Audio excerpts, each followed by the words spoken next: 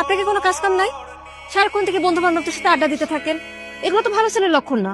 বিয়ে করতে হবে না আপনাকে, বউ পালতে হবে না। এই মেয়েটা কে? ঝড়ের গতিতে সব কিছু বলে গেল।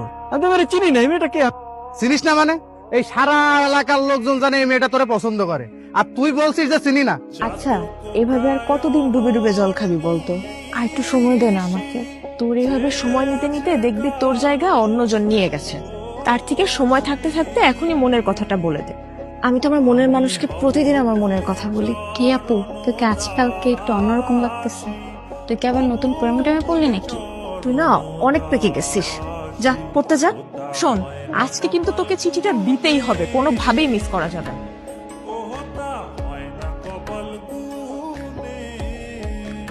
আমি কইছিলাম না মেয়েটা কিন্তু আজকে আইছিল কিছু একটা বলার জন্য। আরে কি বলবে আমারে? এদিক দিয়ে হয়তো বা যাচ্ছিল, অট্টকল দেখার আগে নেই। আমি শিওর, শুধু শিওর না, অভার শিওর ওই মেয়ে তোকে কিছু বলতে আসছে। কোনো মেয়ে আছে নাকি তোর পছন্দের? তাহলে আমি বিয়ের প্রস্তাব নিয়ে যাই, তোর বিয়ে দিয়ে আমি তোর দুলাভাইয়ের কাছে মালয়েশিয়া চলে যাই। আমার বিয়ে নিয়ে তোমার তো মাথা ব্যথা কেন? আর তোর সমস্যাটা কি বিয়ে করতে আমার সেটা বলতো। দেখো, আমি যখন সময় হবে তখন আমি ঠিকই বিয়ে